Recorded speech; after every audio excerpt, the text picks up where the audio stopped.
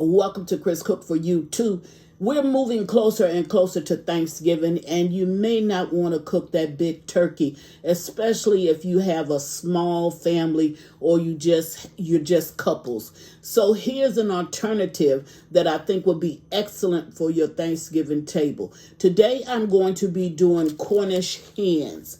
These are little small, a lot of people call them little small chickens, but they're very, very tasty, and they will complement any meal when you just don't want to cook that big turkey. Or if you want to give everybody their personal size little piece of meat, this would be fantastic, and it's a great conversation piece. So let's get started with the ingredients that you're going to need to make these delicious Cornish hens.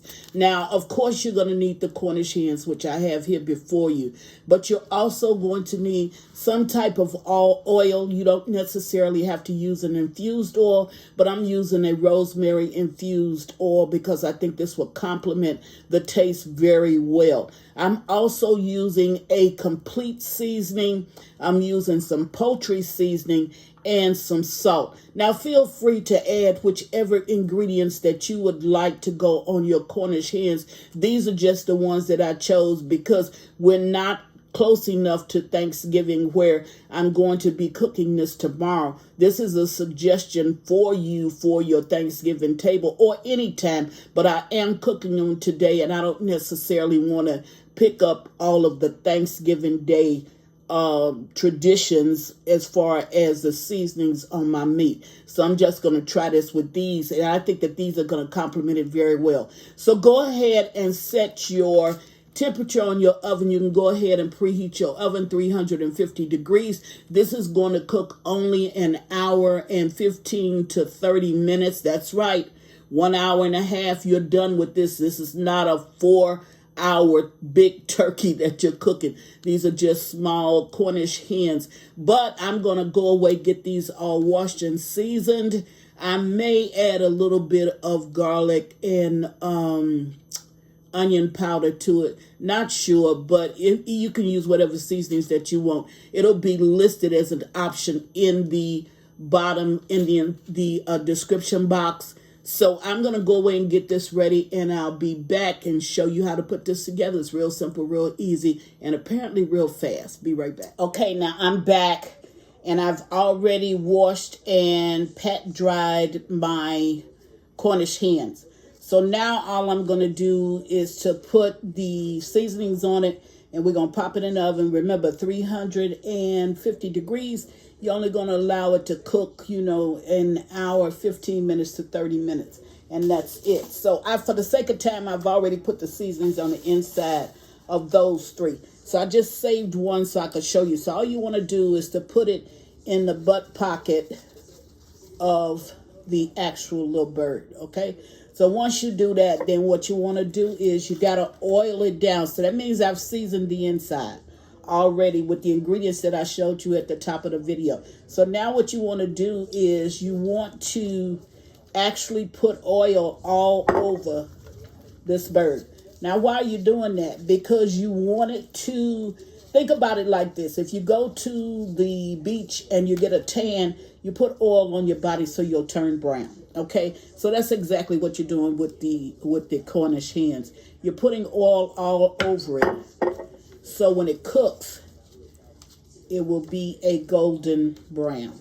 Okay, so you can use any oil that you want. Like I told you, you can use a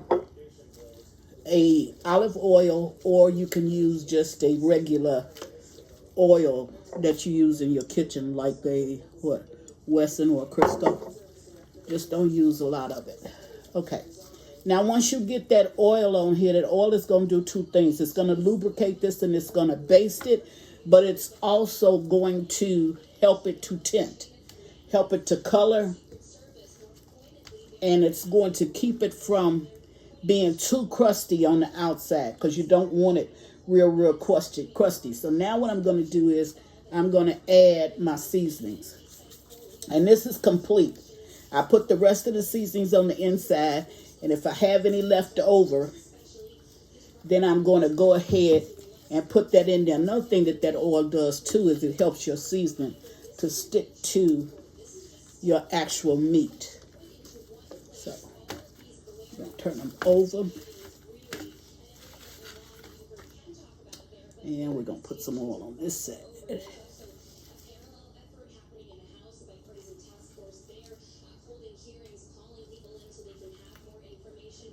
Alrighty. Now, we're going to put some more of the seasonings on it. And it's complete seasoning. I don't know if you tried it, but it is very good. When they say it's complete, it is complete. I normally do just a little bit more of the onion powder and the garlic powder because I just like garlic, just does something to the flavor when you're making foods like this. So what you're going to do is you need a baking sheet, and all you're going to do is to put this on the baking sheet. I do have a little bit more of the seasoning, so I'll just go ahead and use it up. Now, you're not going to get a lot of juices from this. There. I hope I can get them all on here. You're not going to get a lot of juices from this. So your basting has already been done with your oils. What you can do if you want, though, you can turn your, I'm going to turn them a different way. What you can do is you can turn your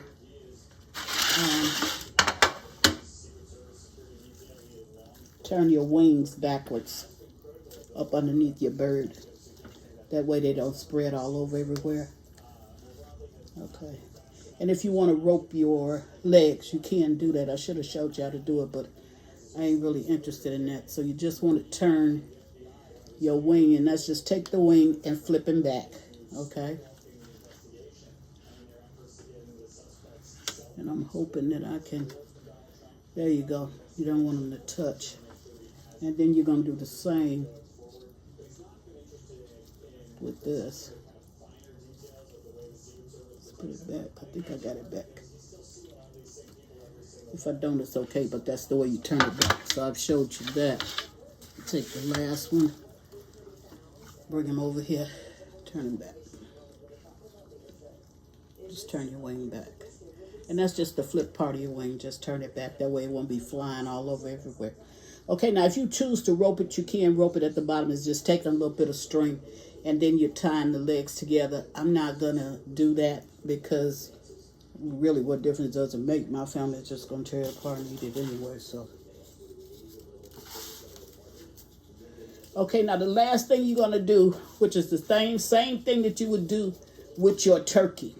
And what you would do is the breastplate cooks faster than any other portion. This is the breastplate at the top. So what you don't want it to do is you don't want it to turn color. So what you do is you put a tint. Make sure that if you're using your aluminum foil, this is a small piece of aluminum foil, you just make it a tint or make it an upside down V, whichever one you want to call it. Make sure that the glazed part, the shiny part is on the outside because the shiny part acts as a reflector. And what it does is it will help to cook that portion of it. So you see what I did? We're just going to put this on top of the breastplate because you don't want it to cook too fast and burn. So you put that on top. There you go. And these are ready. Now, you don't have to do anything with this except for the last 15 minutes. You go in there and take this breastplate off. So now this portion can brown. That's all you have to do. And you do that with your turkeys too as well, because your turkey, by being so much bigger, that part will brown first, and you don't want that. You want an evenly cooked turkey. When you put a tent on it, it gives you an evenly cooked, whatever you're cooking, you're baking, whether it be a chicken, a capon, a Cornish hen, or a turkey.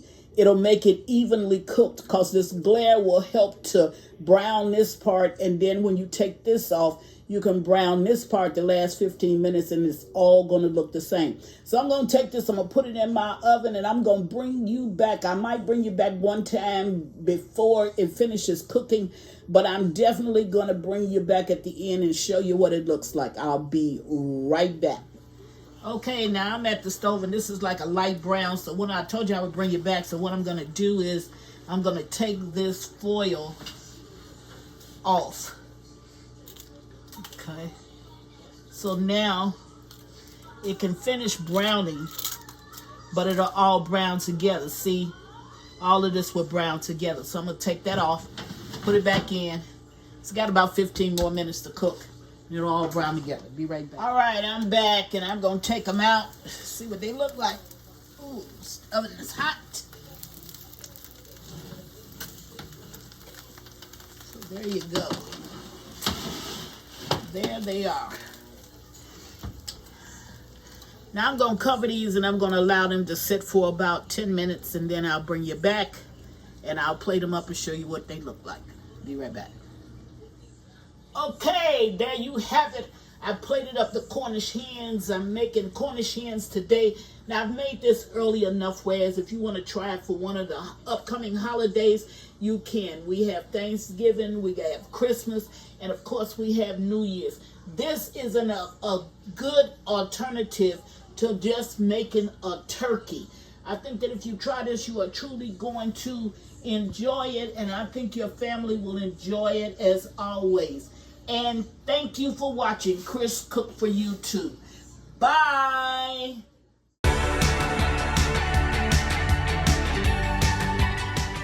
Please follow me on Instagram and Facebook at Chris Cook for You Too. And don't forget to share this video. Bye.